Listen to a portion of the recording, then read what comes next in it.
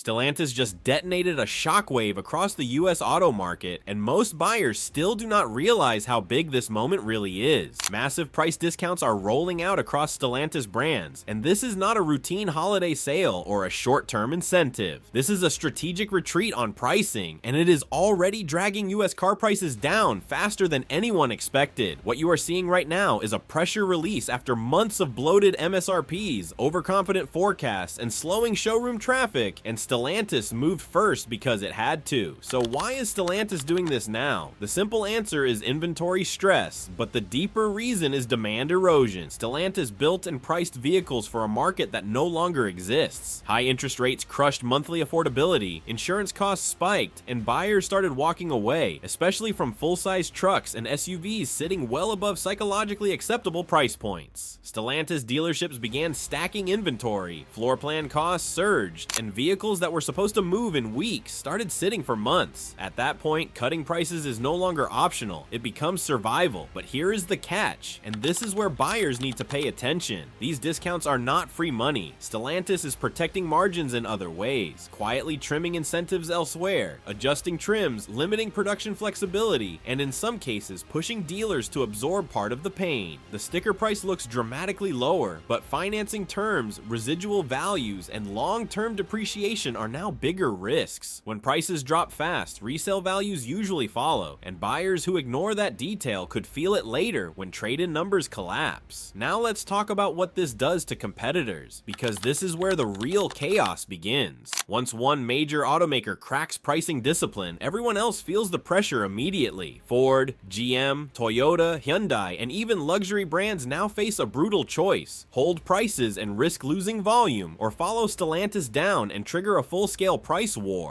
Dealers hate price wars, Wall Street hates price wars, but consumers usually force them anyway. If Stellantis discounts move metal fast, rivals will not have the patience to sit on expensive inventory for long. This also resets buyer psychology overnight. Shoppers who were previously priced out are suddenly re-entering the market, not just for Stellantis vehicles, but across the board. When buyers see one automaker slash prices, they expect the same behavior everywhere else. That expectation alone can freeze sales at competing dealerships because customers wait, negotiate harder, and refuse to pay yesterday's prices. So should buyers actually buy right now? The answer is not as simple as yes or no. For cash buyers or short-term owners, these discounts can be real opportunities, especially if the vehicle fits your needs and you plan to keep it long enough to ride out depreciation. For long-term finance buyers, however, this moment requires caution. Falling prices today can mean weaker resale values tomorrow, and if the broader market follows Stellantis downward, early buyers may end up underwater faster than expected. And now look at Wall Street's reaction, because it tells a very different story than showroom headlines. Investors do not celebrate aggressive discounting. Markets immediately start asking uncomfortable questions about demand strength, pricing power, and profit durability. When an automaker cuts prices at scale, Wall Street hears one thing clearly: growth projections were wrong. Analysts begin revising margins downward, earnings estimates tighten, and stock volatility increases, not just for Stellantis, but for the entire sector. This is why this moment matters far beyond one company. Stellantis did not just lower prices, it challenged the entire pricing structure of the US auto industry. Once that structure cracks, it rarely snaps back cleanly. Buyers gain leverage, competitors scramble, and automakers are forced to confront a reality they tried to delay for years. And that reality is still unfolding right now, because the discounts you are seeing today may only be the opening move in something much bigger that is still building momentum across the market. And here is where the situation becomes even more unstable, because once pricing momentum turns negative, it tends to accelerate rather than slow down. Stellantis may have fired the first shot, but the real damage happens when incentives stack on top of reduced MSRPs. Dealers begin sweetening deals quietly, managers start clearing aging units at a loss, and suddenly the official price is no longer the real transaction price. That gap between sticker and street pricing is widening fast, and buyers who understand this dynamic gain enormous leverage.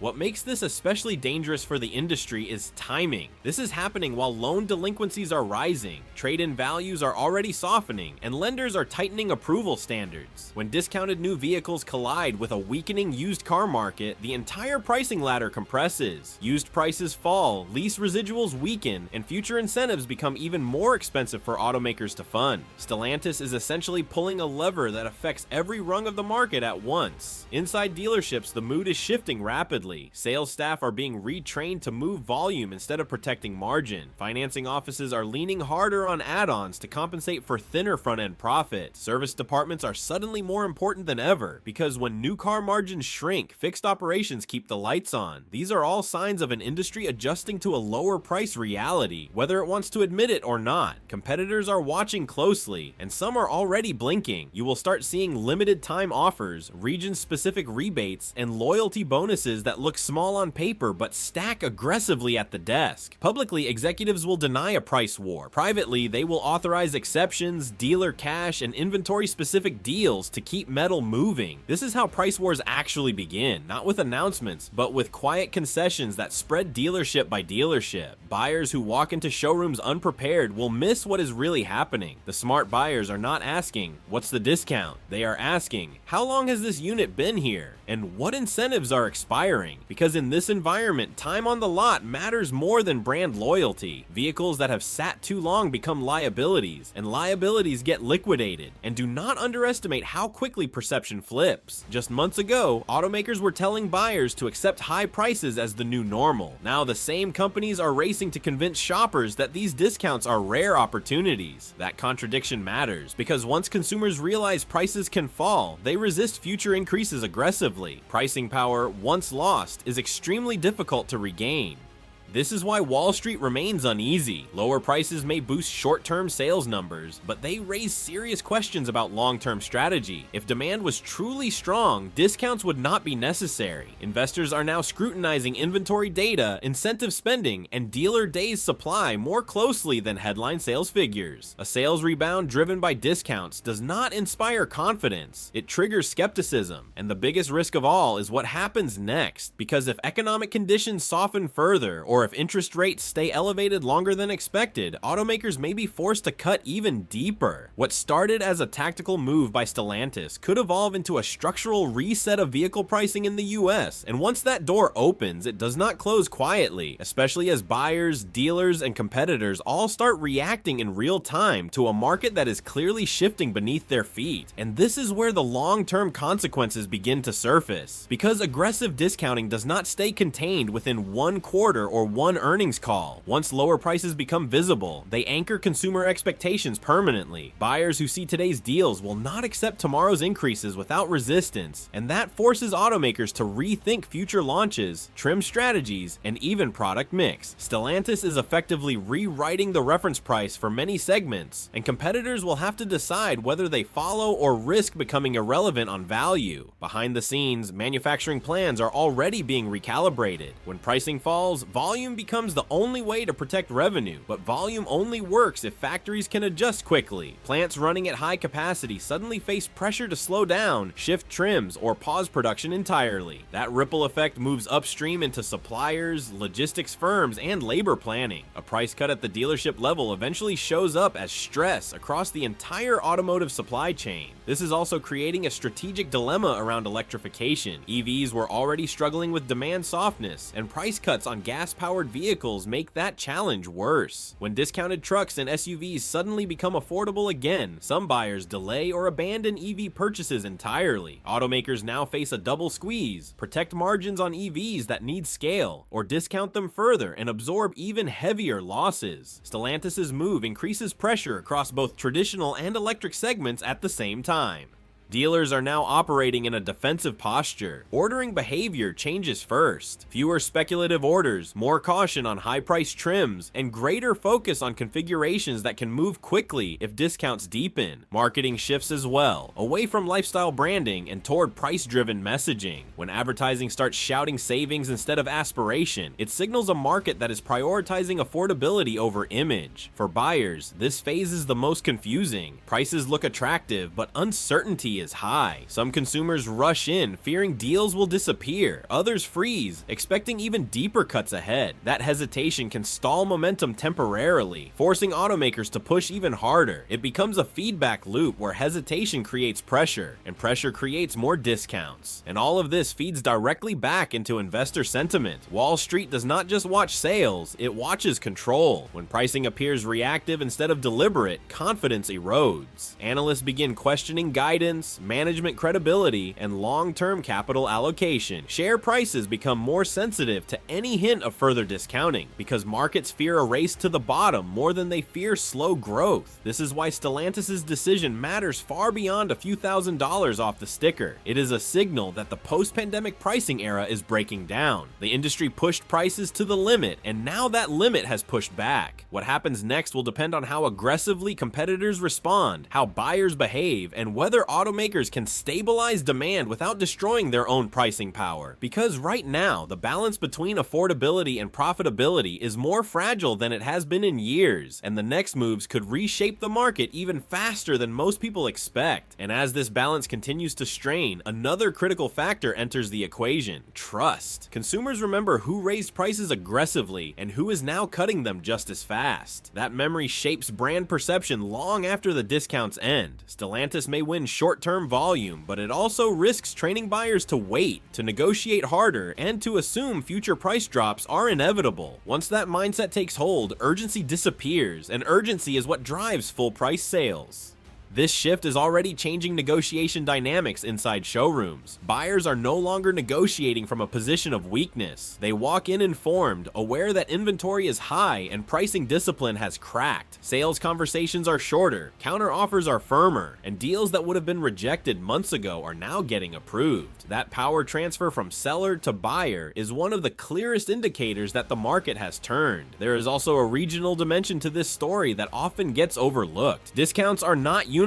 Markets with higher inventory, slower population growth, or weaker local economies are seeing deeper cuts first. Those regional disparities create arbitrage behavior, buyers traveling farther, cross-state purchases, and increased competition among dealers themselves. When dealers start undercutting each other openly, the downward pressure on prices intensifies. From a strategic standpoint, Stellantis is making a calculated gamble. It is choosing volume stability over margin preservation, betting that maintaining market share now is less risky than letting competitors poach price-sensitive buyers. That strategy can work, but only if the broader economy cooperates. If demand weakens further, even discounted prices may not be enough to sustain volume, forcing another round of concessions. And this brings us back to the buyer question, not just whether to buy, but how to buy. This is a market where patience can pay off, but hesitation can also cost opportunities. Buyers who understand timing, inventory age, and incentive cycles will extract the most value. Those who rush without context may capture a discount but miss a better one weeks later. Meanwhile, competitors are quietly adjusting their messaging. Language like price protection, value assurance, and locked-in offers is starting to appear. These phrases are designed to calm buyers and prevent them from waiting indefinitely. When automakers start selling certainty instead of excitement, it is a sign they are fighting hesitation more than competition. All of this unfolds under the shadow of macroeconomic uncertainty. Interest rates, employment data, and consumer confidence now carry more weight than product features. A strong truck or SUV is no longer enough if monthly payments feel unstable. Stellantis' move reflects that reality, and it exposes how sensitive the market has become to affordability shocks.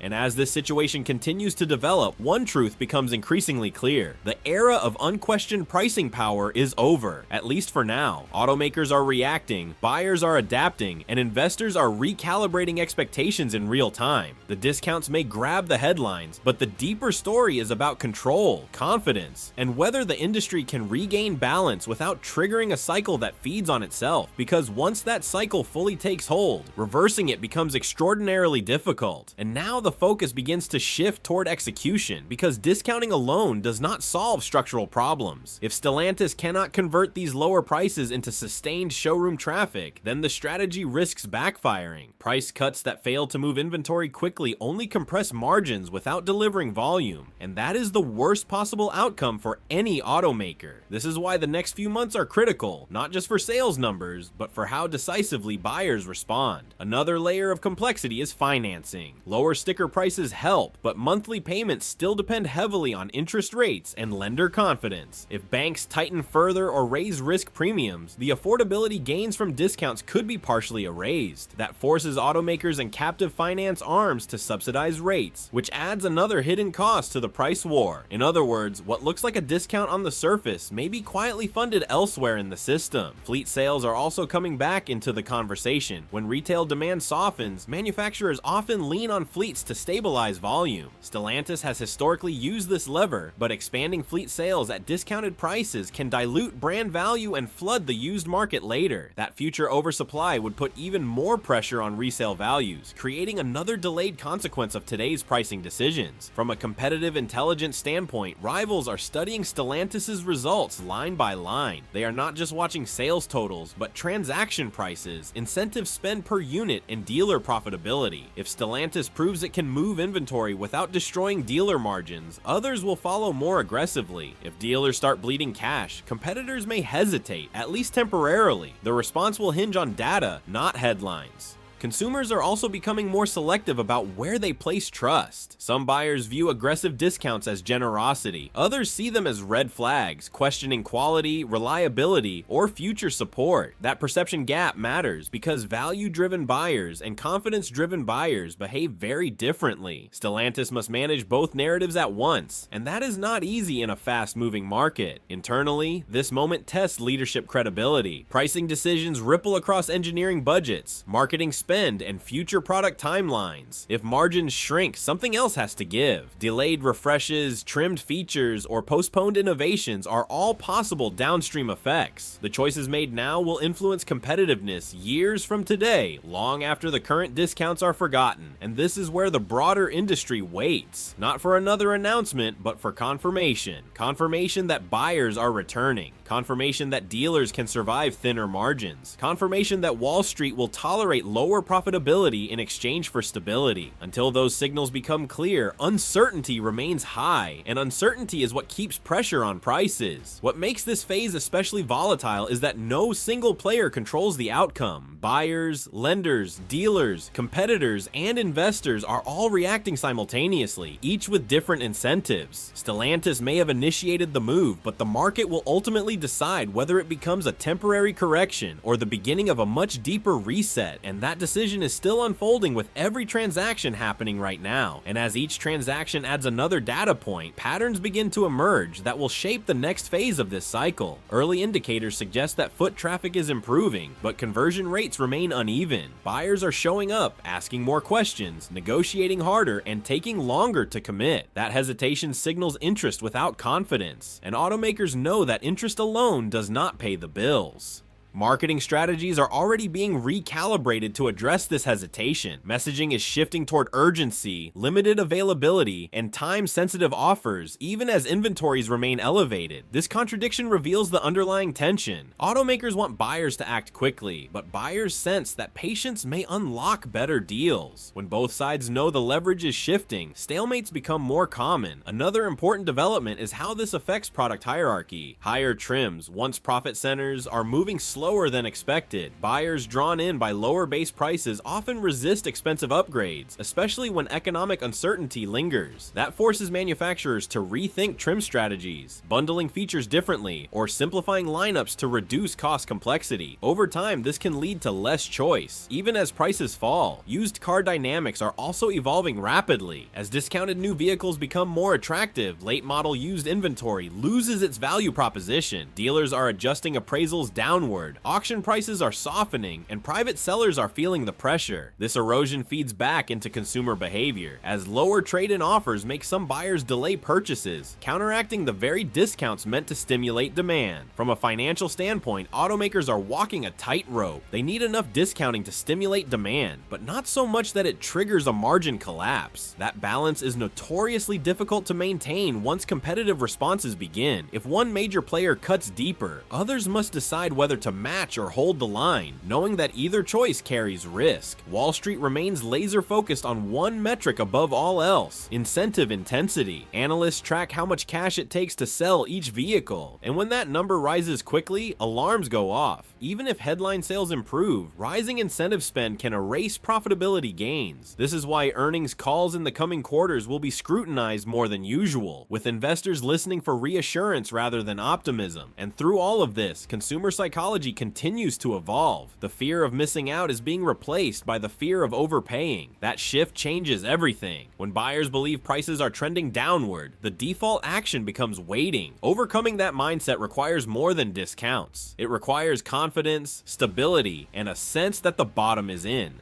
This is the environment Stellantis has helped create, intentionally or not. A market where prices are flexible, buyers are empowered, and certainty is scarce. Whether this leads to a healthier equilibrium or a prolonged period of volatility depends on what happens next. And those next moves are already forming beneath the surface, driven by forces that extend far beyond any single brand or promotion. And this is why this moment should not be viewed as just another headline about discounts. Stellantis' move is a signal that the US car market is entering a new phase, one where affordability, timing, and leverage matter more than brand loyalty or hype. Buyers are no longer chasing cars are chasing buyers, and that reversal changes the rules for everyone involved. What happens next will define the direction of prices for months, possibly years. If competitors follow aggressively, we could see a full reset in how vehicles are priced and sold in America. If they resist, Stellantis gains temporary advantage but absorbs long-term risk. Either way, the era of unchecked price increases appears to be ending, and the pressure is now on automakers to prove they can balance volume, profitability, and trust in a market that no longer accepts take-it-or-leave-it pricing. For buyers, this is a moment that rewards awareness over impulse. For investors, it is a warning sign wrapped in a sales event. And for the auto industry as a whole, this may be remembered as the point where pricing power finally cracked under its own weight. The real question now is not whether prices are falling, but how far they go, how fast competitors react, and who blinks next, because the decisions being made right now behind closed doors will shape what American car buyers pay long after today's discounts disappear.